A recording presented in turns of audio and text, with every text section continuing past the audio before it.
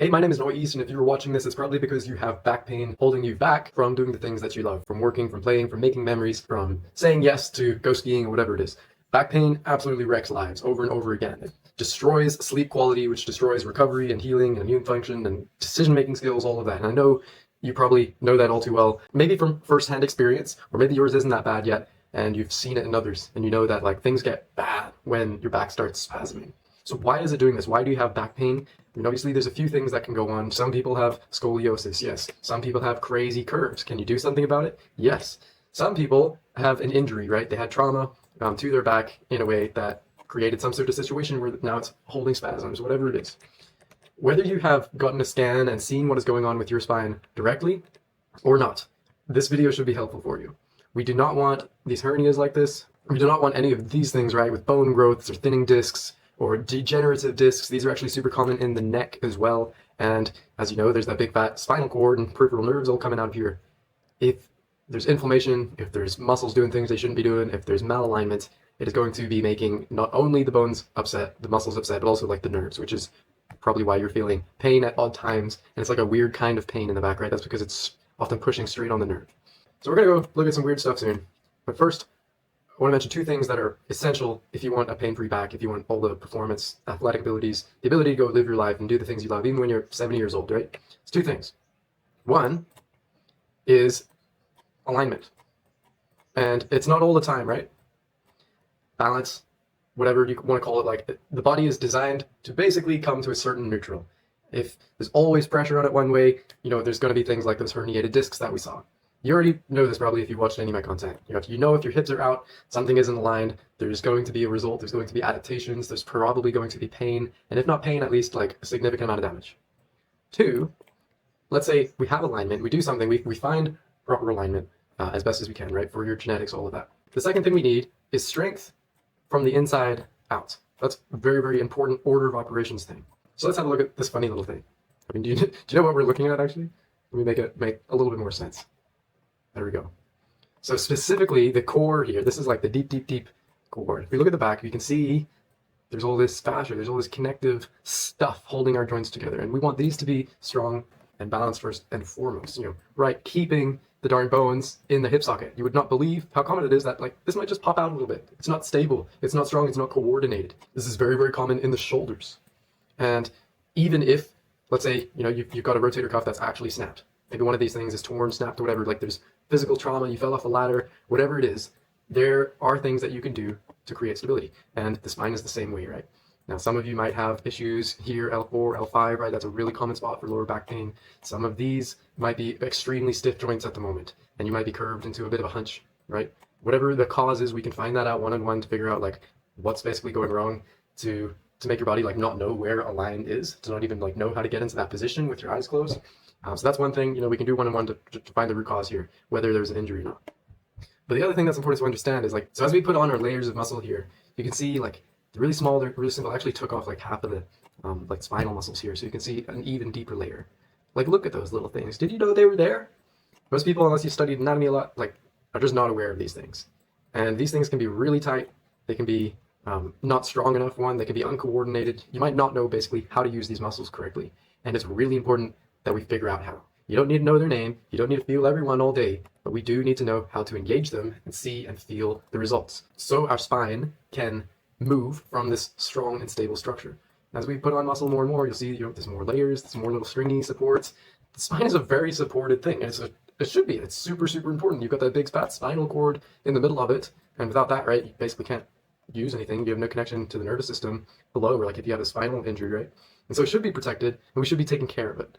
By the way, this is also like the inner layer of your abdominals, more or less. Before the six-pack, right, you have this big like belt, and the diaphragm is way up here, this big weird umbrella-shaped thing. How cool is that? And that's also a part of strength from the inside out, just as far as the ability to breathe and use that muscle, right? How many of us are disconnected from the diaphragm at the moment? Terrifying. This is the priority, basically, right? We need this to be working before we care about putting on big shoulder muscles. Like, those are so much less important than this deep stuff. And so layer by layer, we build strength. And not just from the inside out as far as individual joints and around the spine, but also from the inside out, because that's just how the kinetic chain works. If you want to pick something up with your hands, you're at work, you want to pick up a bucket or pick up something, and whatever it is you want to do. If you want to shovel snow, if you want to rock climb, whatever, we need strength from the inside out as far as the body goes. Because if you try to pick up a weight and your wrist is strong, your arm is strong, your shoulder is even strong, maybe you got that in the right place so it's not hurting. We're going to talk about shoulders in another video. But then it comes all the way down to the core, but your core is not strong, your core isn't stable, it's not able to actually like anchor your spine, anchor your pelvis into a position, like a platform, basically, a foundation that you can actually like move that weight from, then you're not going to be successful with it. Or you're going to try to lift something heavy here, and it's going to travel through the connect chain all the way to your back and basically throw it out of alignment, pinch a nerve, put it into spasms. Muscles are great at trying to protect us by seizing up and being extremely painful so we don't move, basically. That's a protective mechanism, and like we're glad that that's there, but we don't want to have to experience that. So strength from the inside out, starting with the core. Yes, there's some genetic differences. We're not like perfectly aligned creatures. Some people have staggered abdominal muscles. That stuff doesn't matter as much as just making sure all of these layers are able to work properly. If you're missing one, let's say like just this one out of the whole body, just this one is really tight and it throws the hips out. Then your back is out, and then it makes it really hard to lift something, to be able to ski with good performance, to snowboard, to move a refrigerator, to help a friend, whatever it is that you try to do, to catch somebody if they're falling. You want to be able to be ready for life. And that means strength from the inside out. Really important. I know you're going to get tired of me saying that, because if more people understood how to, one, assess what muscles are doing what, what is long, what is weak, what is lazy, what is short, what is tight, etc., and address it in an effective way, then probably wouldn't have back pain, because they'd be able to hold themselves in alignment, anchor with deep strength from the inside out, and then they would be able to actually tune into their body enough to realize like what is an appropriate load, work with that. You want to get more strength, you want to get more mobility, whatever, for a certain task, for skiing, for snowboarding, for rock climbing, whatever it is. Basically, you tune into your body and you realize what it's ready to handle. Like, you're probably not going to try to curl 200 pounds with one arm. And if you really, really, really tried to put all of your effort into doing that, you might notice like, something along that chain isn't ready. You don't have enough strength from the inside out to curl 200 pounds with one arm, for instance.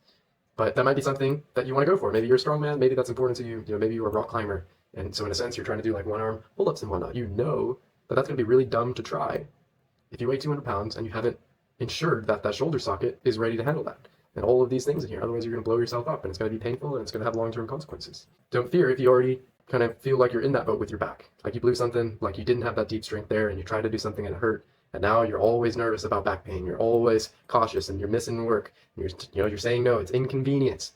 Don't let it get worse. Do something about it. And book a call so we can do this accurately. That's basically all I have to say about that, because the body is a fairly complicated thing.